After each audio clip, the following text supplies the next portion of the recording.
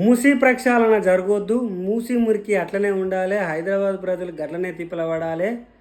ఎంత చిన్న వాన వచ్చినా మూసీ మురికి నీళ్ళన్నీ కాలనీళ్ళలో పోవాలి, అడ్డమైన రోగాలు రావాలి, ప్రజలంతా గట్లనే అతలాకుతలం కావాలి అని చెప్పి కంకణం కట్టుకున్నటువంటి బీఆర్ఎస్ పార్టీకి, అదేవిధంగా తెలంగాణ బీజేపీ పార్టీ నాయకులకు చెంప మీద చెల్లు అనిపించే వార్త ఒకటి ఉంది.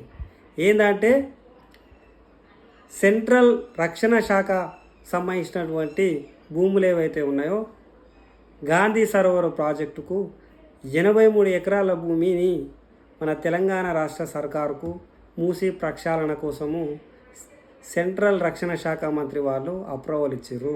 ఆ భూమిని మీరు వాడుకోవచ్చు, మూసీ ప్రక్షాళన చేయొచ్చు, మూసిని మంచి నీటితోటి కలకలలాడే విధంగా మీరు చేయొచ్చు, మూసీ నది మురికి క్లీన్గా చేయండి, ఒక పర్యాటక కేంద్రంగా హైదరాబాద్ని అభివృద్ధి చేసుకోండి అని చెప్పి సెంట్రల్ రక్షణ మంత్రి వాళ్ళు రేవంత్ అన్నకు అప్రూవల్ ఇచ్చారు.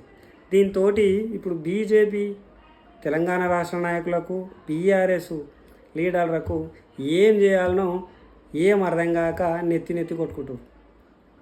రేవంత్ అన్న ఒక మొండోడని వాళ్ళకి తెలియదు. ఇంకా రేవంత్ అన్న ఒక ప్రజలకు సంబంధించినటువంటి ఏదైనా ఒక మంచి పని చేద్దామనుకుంటే దాంట్లో ఎవరు ఎన్ని పుల్లలు పెట్టినా, ఎవరు ఎన్ని అడ్డంకులు తెచ్చినా ఆయన మాత్రం పట్టు వదలని విక్రమార్కుడిలాగా పోరాడుతూనే ఉంటాడు.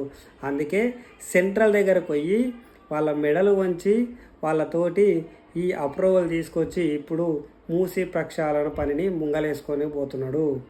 రేవంత్ అన్నకు తెలంగాణ ప్రజలు, హైదరాబాద్ ప్రజలు, మూసీ పరివాహక ప్రజలందరూ జై కొడుతున్నారు.